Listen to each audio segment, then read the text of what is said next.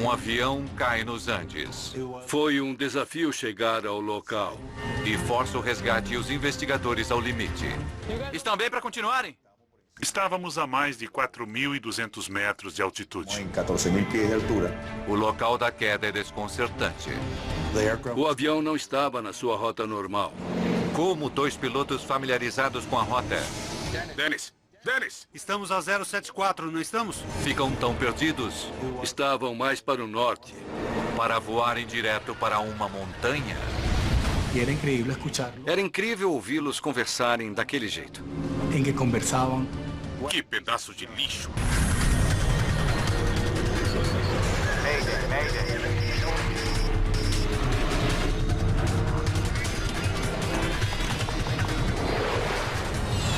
Mayday, desastres aéreos. Esta é uma história verídica baseada em relatórios oficiais e relatos de testemunhas. 28 segundos. Aeroporto de Mérida, Venezuela. Falta pouco para 5 da tarde, quando a tripulação do voo 518 da Santa Bárbara Airlines chega para o seu último voo do dia.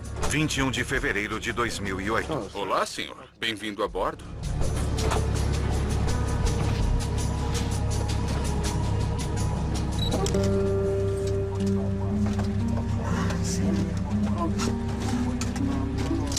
Eu disse ao pessoal de cima que o procedimento padrão de operação nesse lugar está todo errado.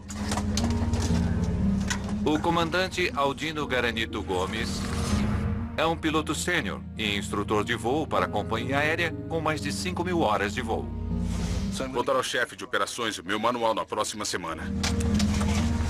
O copiloto do comandante hoje é um de seus amigos mais íntimos. É, a situação poderia ser melhor, com certeza. Denis Ferreira Quintal tem mais de 2.000 horas de voo. Há 43 passageiros na cabine, incluindo Aisbert Quinteiro Herrera, 11 anos, e seu pai, Alexander.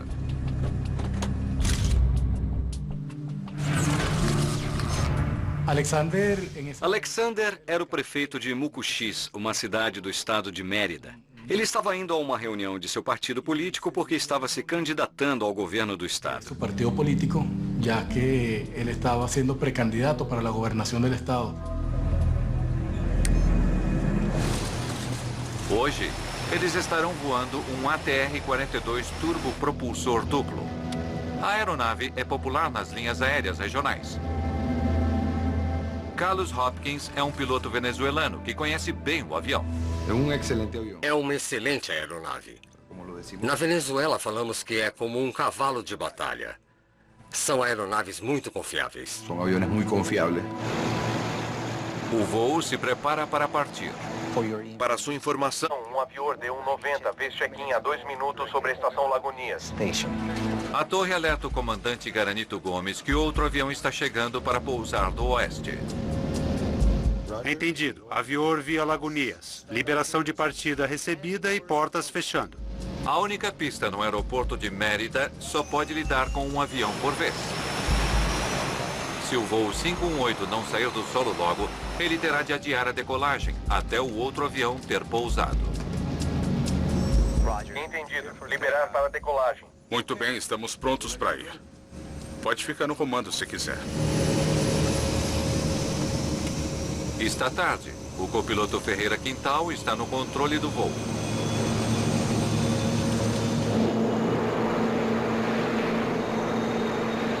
Setenta nós.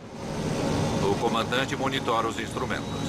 V1 e rotate.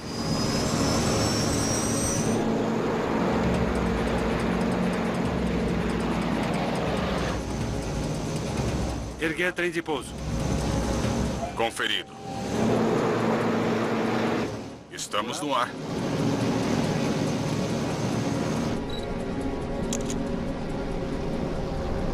Olha essa, vou mandar pra mamãe.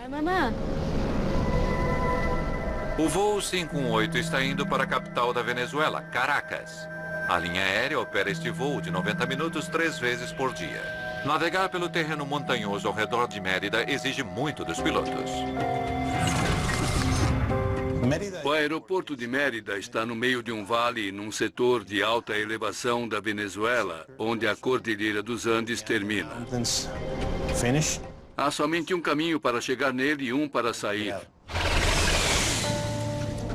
O plano de voo oficial leva os aviões a sudoeste por um vale de rio.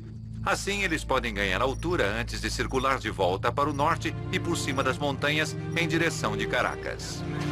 Avior 1116, tráfego aéreo à direita agora. Entendido. 1116 chegando sobre La Avenida. A tripulação do avião que está chegando informa a sua posição. Entendido. Para sua informação, ficaremos próximos das montanhas ao norte, assim terão mais espaço. Entendido, amigo. Nesse caso, ficaremos próximos das montanhas ao sul. As duas tripulações devem voar cuidadosamente para evitar as montanhas e se evitarem. O comandante tinha vasta experiência operando neste aeroporto. Ele provavelmente tinha mais de 1000 pousos lá. Subindo de 1.800 a 2.100 metros. Mesma droga do outro dia. Se quiser, pode começar a virar, Dennis. Virando agora. O voo 518 vira para a esquerda enquanto sobe para fora do vale. Isso. Esse caminho é melhor. Vamos manter esse rumo, certo, Dennis? Ok, Dennis.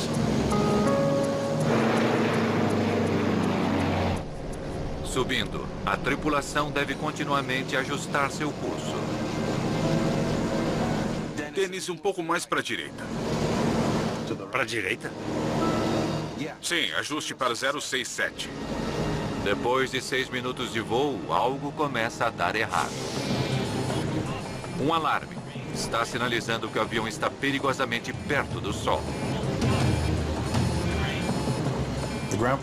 O sistema de alerta de proximidade do solo só deu um autoaviso aos pilotos indicando que o terreno estava chegando à frente deles de um modo muito rápido. Dennis! Estamos a 074, não estamos? O comandante assume o controle do avião. Dennis, assumi.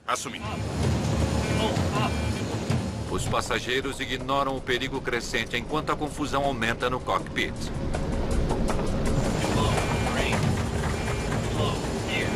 Aldino! Fica firme. Calma, Dennis, calma.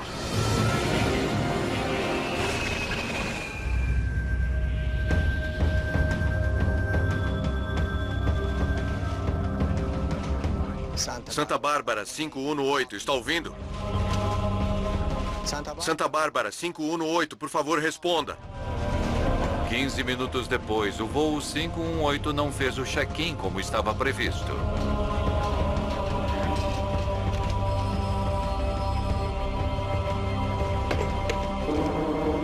Voo 518 está desaparecido. 43 passageiros a bordo.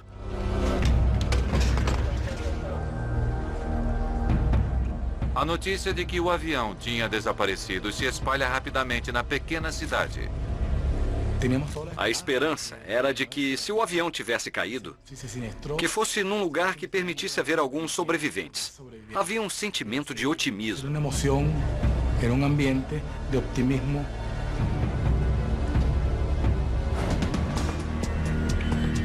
Começa a anoitecer no aeroporto de Mérida e uma equipe de busca e resgate se prepara para partir.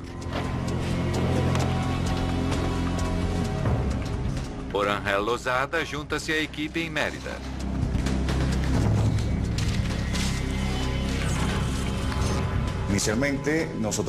Inicialmente recebemos a informação sobre a aeronave. Também perguntamos quantas pessoas estavam a bordo. Daquele momento em diante, começamos a nos preparar mental e fisicamente para o resgate de possíveis sobreviventes dessa tragédia.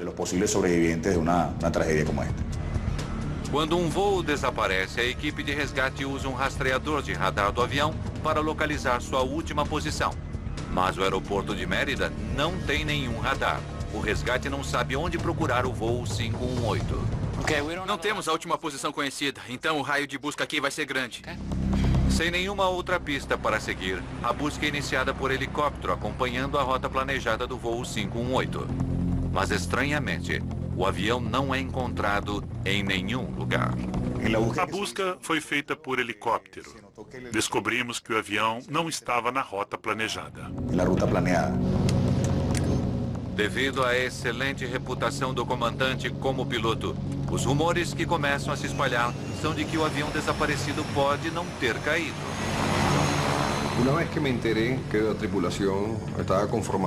Depois que eu soube que a tripulação era comandada pelo comandante Aldino Garanito, a primeira coisa que eu pensei era que eles tinham sido sequestrados. Que o avião estava desaparecido porque tinha sido sequestrado. Então chega a notícia do Alto dos Andes. Habitantes montanheses relataram a queda de um avião a 10 quilômetros de Mérida. Não há notícia de sobreviventes. Enquanto não chegamos no local, não perdemos a esperança. Se algum passageiro ainda estivesse vivo, agora ele teria de lutar para sobreviver contra os elementos.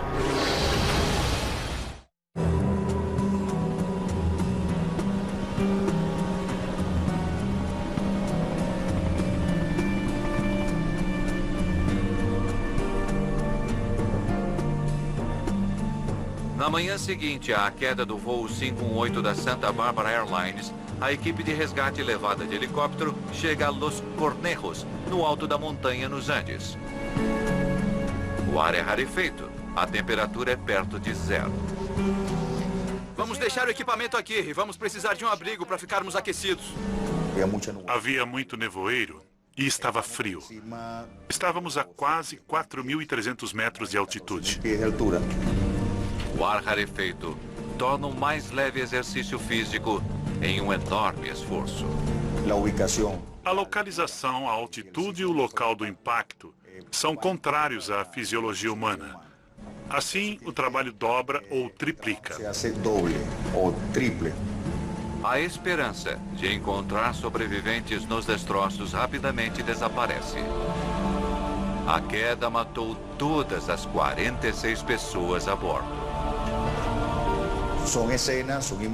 Essas são imagens que ficam impressas na sua memória para a vida toda. Mas nesse tipo de trabalho você tem que saber como superar e seguir em frente. Enquanto isso, no aeroporto de Mérida, investigadores do Comitê de Investigação de Acidente Aéreo da Venezuela começam a estabelecer uma base. Levará um tempo antes de eles chegarem no remoto local da queda. Então, onde é exatamente o local da queda? É a missão deles descobrir por que o voo 518 terminou em tragédia. Certo, já temos uma equipe lá? Uma das coisas que mais preocupava era por que a aeronave acabou naquela localização, já que não era a rota que eles deveriam estar seguindo quando deixaram o aeroporto. Os controladores da torre oferecem alguma informação. Estamos tentando entender por que eles não estavam na rota oficial. Porque eles estavam voando no observatório. Não é uma rota oficial, mas todo mundo voa nela. Os investigadores descobrem que, em vez de voar o círculo usual ao redor do vale, o voo 518 pegou um atalho popular, mas não oficial. É conhecido como o observatório, porque passa sobre um observatório astronômico. Era uma prática normal fazer isso diretamente sobre o observatório. E só havia um motivo: tempo. Seguindo o procedimento estabelecido, eles levariam no mínimo 10 ou 15 minutos a mais no tempo de voo. Esta rota de partida, via o observatório, permitia que poupassem esse tempo. Para a companhia significa muito. 15 minutos de combustível neste caso. Embora não oficial, o atalho é tão comum que a torre os liberou para a rota. 518 no ar. Contate-me de novo quando cruzar o observatório.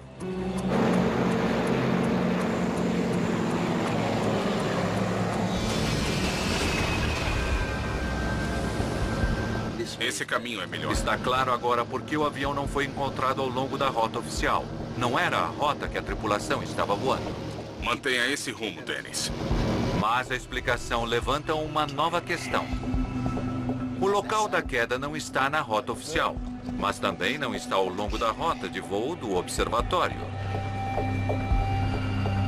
O que estão fazendo lá? A aeronave não estava na rota normalmente seguida sobre o observatório, estava bem mais ao norte. Então, havia algo que aumentou a preocupação no passo inicial da investigação. Somente a equipe do resgate chegou no topo de Los Conejos. Cabe a eles continuar a difícil tarefa de vasculhar os destroços. Estão bem para continuarem? A missão de busca e resgate é agora um esforço de recuperação. Mas isso não muda as condições brutais da alta altitude. Nos preparamos para todos os tipos de situações, mas esse caso em particular foi mais difícil do que os outros. Nos levou quase ao limite de nossa preparação. A tragédia atingiu a cidade natal na medida que os corpos eram trazidos da montanha. Nunca houve uma queda tão grave de avião em Mérida. Afetou toda a cidade.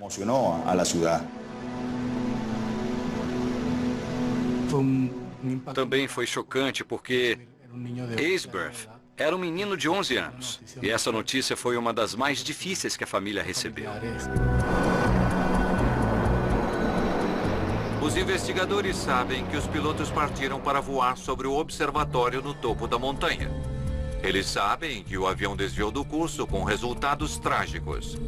Mas eles não sabem por quê. Foi um erro do piloto? Um problema mecânico? Condição de tempo ruim ou outra coisa? As respostas podem estar nos destroços a mais de 3.600 metros acima do nível do mar. Mas até agora os investigadores não conseguiram chegar perto deles. Antes de subirem a uma alta altitude tão perigosa, eles precisam primeiro passar num exame físico. A situação era bem extrema. Algumas pessoas ficaram desorientadas. Então é preciso ser muito cuidadoso com as pessoas na sua equipe. Eu tô bem? Eu tô pronto. Vamos subir até lá. Estou a caminho. Finalmente, os investigadores do acidente aéreo conseguem se juntar à equipe de resgate no local da queda. Sua primeira prioridade é descobrir o mais que puderem dos destroços. Às esquerda, 35. Eles esperam que o padrão dos destroços possa contar algo sobre como o avião estava voando nos momentos finais. Ele deslizou sobre a barriga. O caminho dos destroços mostrou que o avião atingiu o solo numa trajetória ascendente e não direta contra a montanha. Porque os destroços atingiram o solo e começaram a subir levemente pela encosta. E algumas partes do avião e alguns corpos foram encontrados um pouco acima do ponto de impacto. Isso mostra que o avião estava ascendendo no momento do impacto. Dennis, eu assumo. Os investigadores concluem que os pilotos do voo 518 devem ter colocado o avião em posição de ascensão antes de atingirem a montanha. Aldino! Fica firme. Fica firme. Calma, Dennis, calma.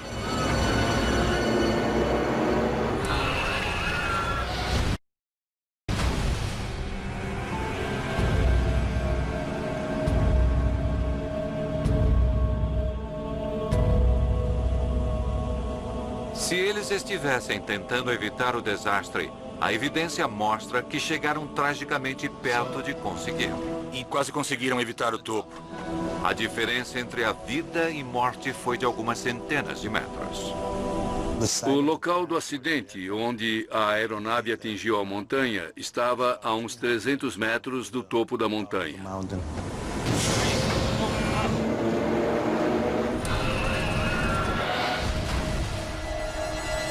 A equipe de resgate recuperou as duas caixas pretas do voo 518.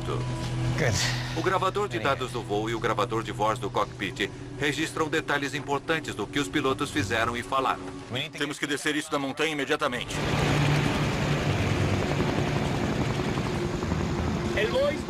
O gravador de voz que registra as conversas entre os pilotos. Mas vai levar tempo para recuperar os dados. Como a Venezuela não tem um laboratório para analisar as caixas pretas, contatamos o governo francês através do fabricante da aeronave. E eles ofereceram ajuda para analisar os dois gravadores. Para a análise de ambas gravadoras.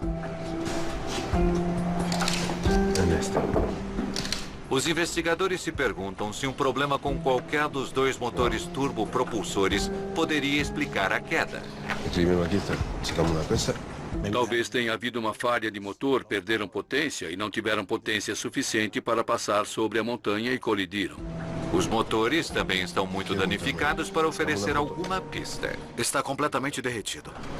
Mas as pás dos propulsores contam uma história. Nós conseguimos determinar, pelo dano nos propulsores, que eles estavam girando no momento do impacto. A forma como estavam torcidas revela que as pás estavam girando normalmente quando atingiram o solo. Uma clara evidência de que os motores funcionavam no momento do acidente. Os motores estavam funcionando e girando.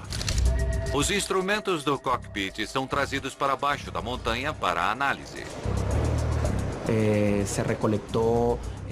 Recuperamos instrumentos como o altímetro e indicadores de velocidade aerodinâmica. E eles estavam em ótimas condições para análise pós-queda. Os instrumentos confirmam que o avião estava sob controle pouco antes do impacto. Mas eles escondem outras pistas. Até agora, tudo aponta para um avião operando normalmente. Não havia nenhum mau funcionamento. Eles simplesmente colidiram contra a montanha. Por que isso aconteceu, permanece uma questão intrigante para os investigadores venezuelanos.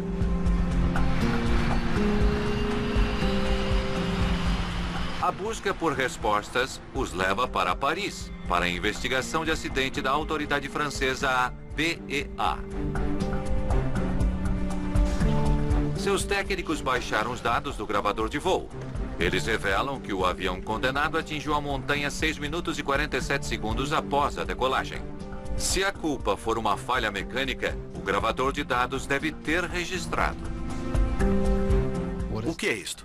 Mas os investigadores enfrentam um enorme problema. Alguns dos parâmetros cruciais que precisam para analisar estão desaparecidos. Os dados obtidos do gravador do voo da aeronave estavam bons.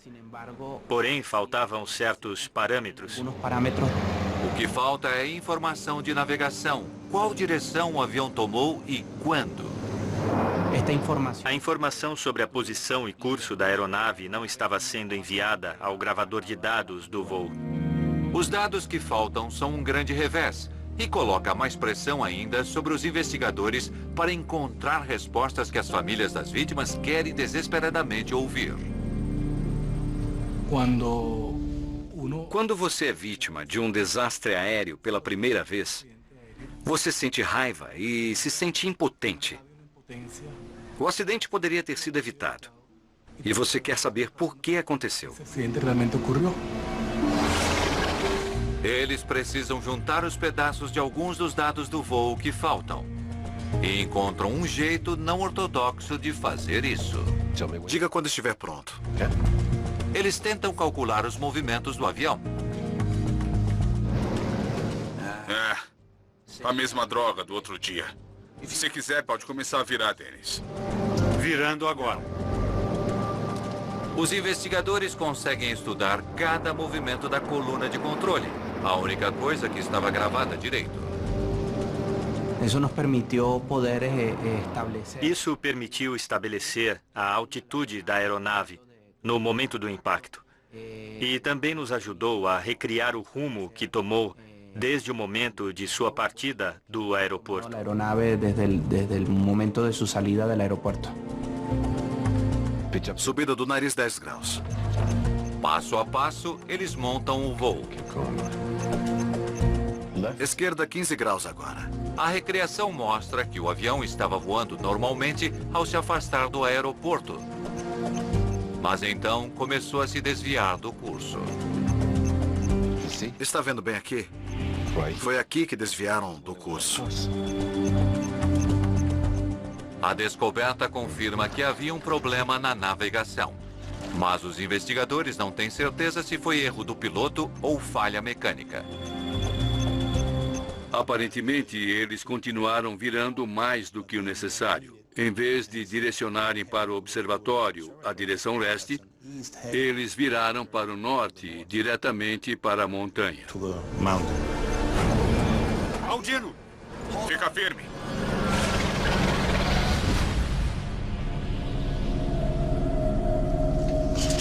Continua, por favor.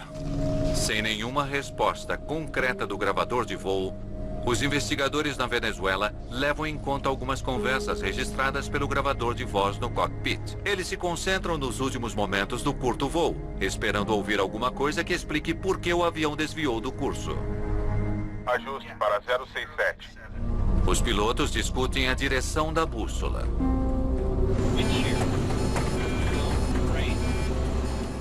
Dennis! Estamos em 074, não estamos? É evidente que houve pânico entre a tripulação. O copiloto começou a se preocupar com a posição e o rumo em que estavam naquele momento. O que os investigadores ouvem a seguir oferece um vislumbre dos últimos segundos do voo. Droga, Aldino, estamos em 318. Os pilotos não concordavam com o rumo em que estavam. Eles não têm ideia de onde estão. Como uma situação tão perigosa surgiu num voo comercial popular? Aldino!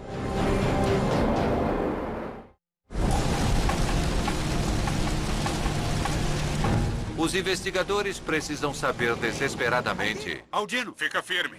Por que a tripulação de uma aeronave confiável transportando 43 passageiros... Fica firme. Calma, Dennis, calma. ...perde o rumo da direção e colidem numa montanha.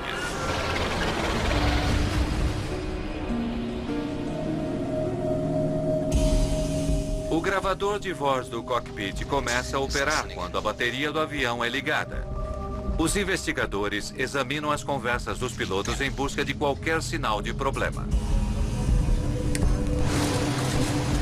Eles ficam surpresos ao ouvir os pilotos ligarem os motores antes de pedir permissão para a torre.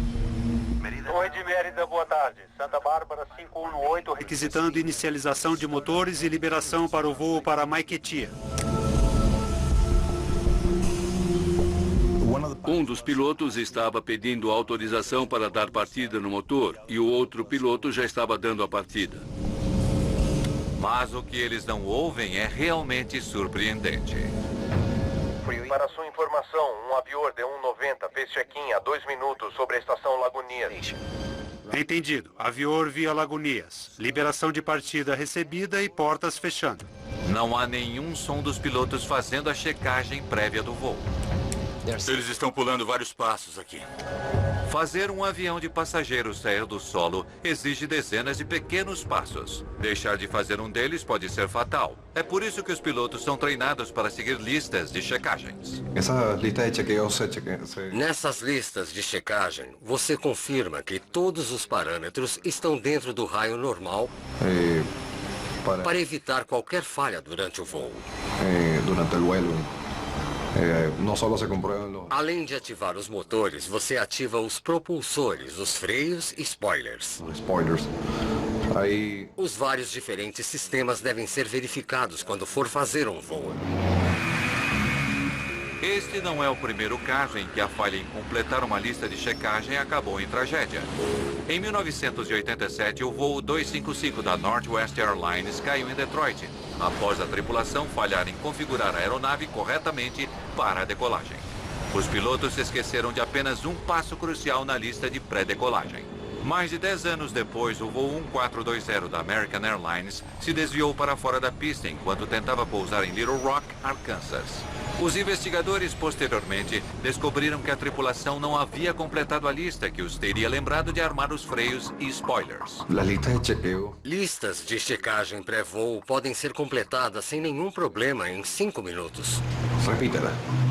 Faça a lista de checagem. Não fazê-las é brincar de roleta russa.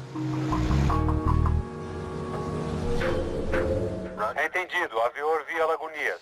Autorização para partida recebida e fechando porta. A tripulação de Santa Bárbara está claramente passando apressada pelos procedimentos de decolagem, enquanto a tripulação está taxiando para a pista. Esses giroscópios estão quebrados de novo.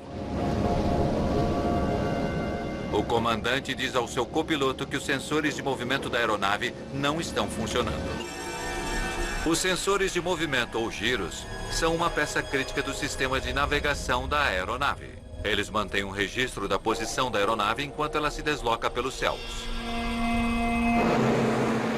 Apesar do problema com o equipamento, a tripulação prossegue. V1 e rotate. O avião decola em menos de 3 minutos depois de começar a taxiar.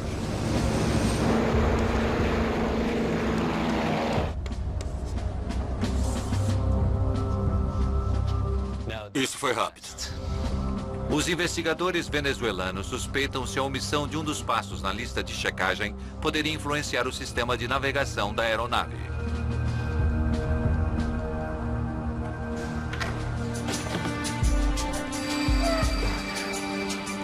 O Sistema Referencial de Altitude e Rumo, ou AHRS, fornece aos pilotos informações críticas necessárias para voar a aeronave.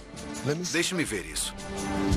O AHRS é um sistema desenvolvido para reduzir a complexidade do sistema de navegação da aeronave, a atitude da aeronave, a bancagem e o rumo. Eles combinam tudo em uma unidade que fornece todas essas informações. Dennis, um pouco mais à direita. À direita? Sim, para 067. Um sistema de navegação inoperante explicaria por que o voo 518 guinou fatalmente em direção às montanhas. A questão agora é saber como uma decolagem às pressas poderia levar a tal falha técnica perigosa. Deixe-me ver essas especificações de novo. Obrigado. Para descobrir isto, os investigadores viajam até a sede da Santa Barbara Airlines em Caracas. Eles querem ver o que acontece com o sistema de navegação quando os procedimentos são apressados. Certo. Vamos tentar. Teria sido imprudência a causa da falha? Precisávamos realizar testes em uma aeronave similar àquela do acidente. Queríamos compreender como o sistema AHRS funcionava quando a tripulação decolou do aeroporto de Mérida. Os investigadores primeiramente tentam dar partida na aeronave usando todos os procedimentos corretos. Baterias ligadas. Passam por todas as listas de checagem. Manivela de flaps. Check. Checado. IFES. Check. Checado. Eles cronometram quanto tempo leva para o sistema de navegação ligar. 3 minutos. O sistema necessita de um processo de inicialização e esse processo começa quando você vira a chave da bateria. Precisa esperar cerca de 3 minutos para sincronizar e estabilizar os giroscópios e tudo mais. E a aeronave precisa estar parada, sem nenhum tipo de movimento. Muito bem. Vamos tentar do outro jeito. Os investigadores também refazem o procedimento usado no dia do acidente. Baterias. Devido à pressa, eles deram partida nos motores e imediatamente começaram a taxiar para a pista em uso. E ao fazer isso, eles se esqueceram de checar os instrumentos de voo.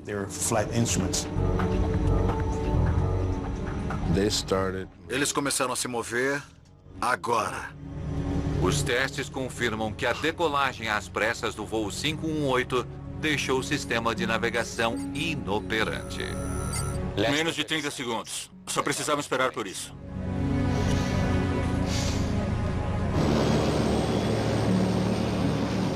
Setenta nós. V1 e rotate. Eles decolaram sem uma forma precisa de manter o rumo que eles estavam voando. Se eles tivessem checado aquilo, teriam notado que não haviam passado os 3 minutos de espera e que as telas estavam em branco, sem nenhuma informação de navegação. Todas as condições para a ocorrência do acidente existiam em terra. Foram criadas enquanto estavam em terra. Os investigadores agora sabem por que o sistema de navegação do voo 518 não estava funcionando. Mas os pilotos eram extremamente familiarizados com o terreno e deveriam ter sido capazes de ver a montanha a tempo de desviar dela. O aeroporto opera por regras de voo visual, não é? É. No aeroporto de Mérida, os aviões operam sob regras de voo visual. Os pilotos olham pela janela para evitar obstáculos no seu caminho. Por que isto não aconteceu desta vez? É curioso, porque eles já haviam feito aquela rota inúmeras vezes. Todos voávamos aquela rota e o Aldino era um dos que mais a havia feito. Passando de 1.800 para 2.100 metros. Estamos em visual. Os investigadores estudam os registros do tempo no dia do acidente. Eles observam que havia nuvens espessas na rota do avião quando ele chegou a 3.000 metros. Certamente não navegam em céus claros. Tudo bem. Eles teriam entrado nas nuvens quando chegaram em 3.000 metros. Então, seria mais ou menos daqui. É exatamente o ponto onde o voo 518 começou a desviar para fora do rumo. Olha só para isso.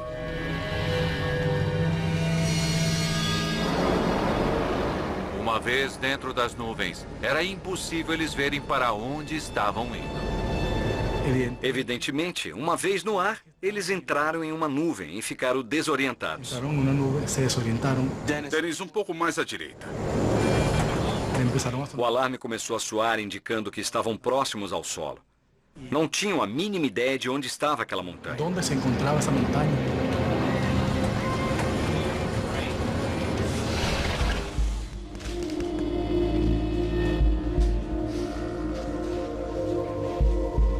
Foi a gota d'água. Você começa a pensar, por que esse piloto experiente em uma área para onde ele voa mais frequentemente que a maioria dos outros pilotos entrou em tal situação? Os giroscópios estão quebrados de novo. O gravador de voz aponta a razão do erro do piloto. Ah, mas que droga, Aldino. Não dá pra ver nada. A gente vai ter que reajustar durante o voo. Que pedaço de lixo. Vamos pelo visual. Eles achavam que podiam reajustar o instrumento durante o voo. Vamos decolar no escuro. A conversa entre eles revela que já haviam feito isto antes. Não vai ser a primeira vez que vamos ter que decolar assim. Mas desta vez a sorte deles falhou. É praticamente impossível manter um voo reto e nivelado o suficiente para sincronizar os giroscópios no ar. Um pequeno ruído no gravador de voz também sugere que os pilotos tinham uma estratégia fora do convencional para navegar, enquanto esperavam o reinício do sistema. O que foi aquele barulho? Deixa eu ouvir novamente.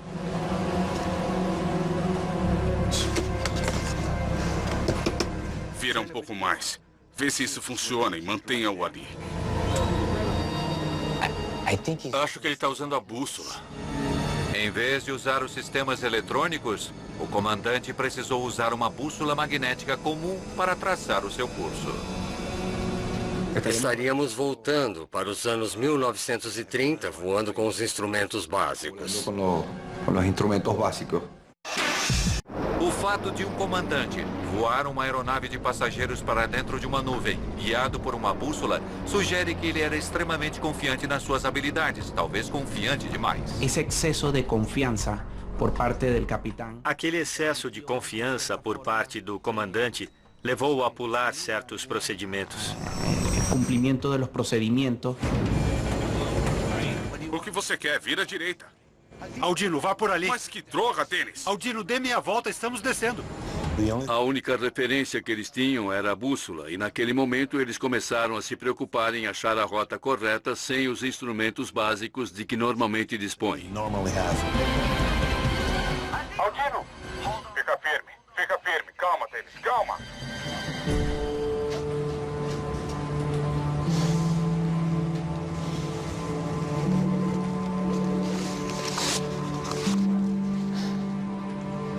Eles estavam voando às cegas. Agora estava claro que uma combinação perigosa de falha de instrumentos e decisões equivocadas causaram a queda do voo 518. A última pergunta restante: o que motivou os pilotos a assumir tamanho risco?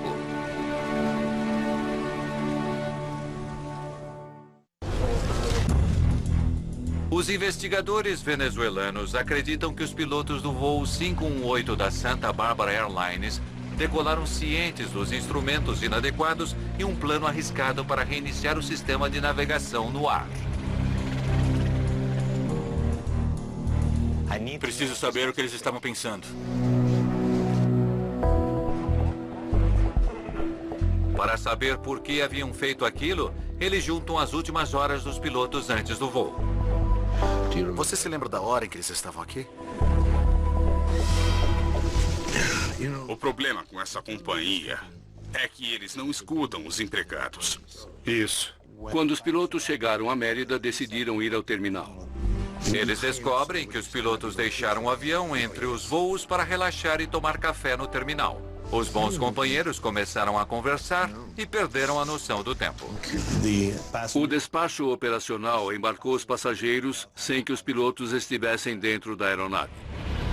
Não se pode embarcar os passageiros até que pelo menos um piloto esteja a bordo do avião. Vamos, Dennis, estamos atrasados. Somos? A partir deste momento, os pilotos estão apressados para compensar o atraso. Na aviação, se apressar não acaba bem. Nunca acaba bem. Os pilotos entram no cockpit apenas 7 minutos antes da decolagem programada e meia hora depois do último passageiro embarcar na aeronave.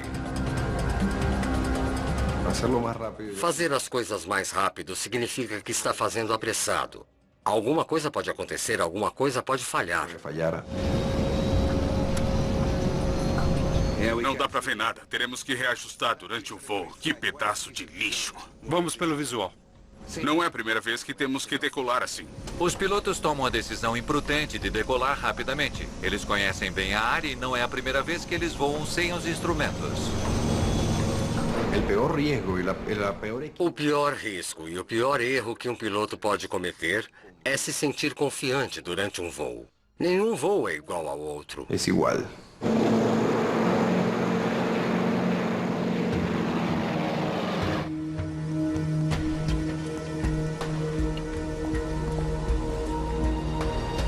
Eles só precisavam de um pouco mais de tempo. Os pilotos do voo 518 precisavam esperar apenas 28 segundos a mais antes de se deslocarem, e o sistema de navegação teria funcionado perfeitamente. Dennis! Estamos a 074, não estamos? Em vez disso, eles esperavam resolver o problema no ar, enquanto navegavam sem aquele equipamento vital. Mas que droga, Aldino, estamos a 318.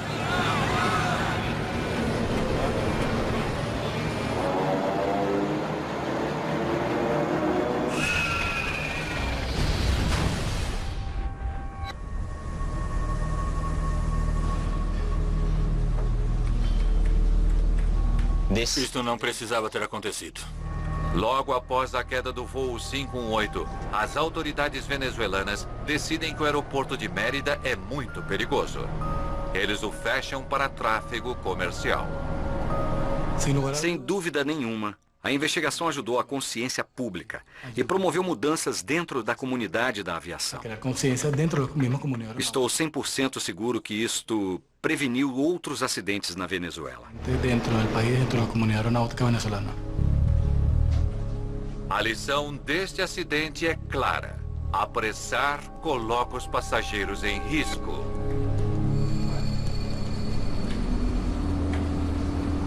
Quando você começa a fazer as coisas do jeito errado, sem seguir os procedimentos, você começa a se livrar dos mecanismos de segurança e se torna vulnerável.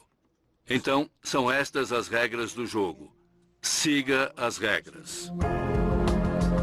Versão Marshmallow São Paulo.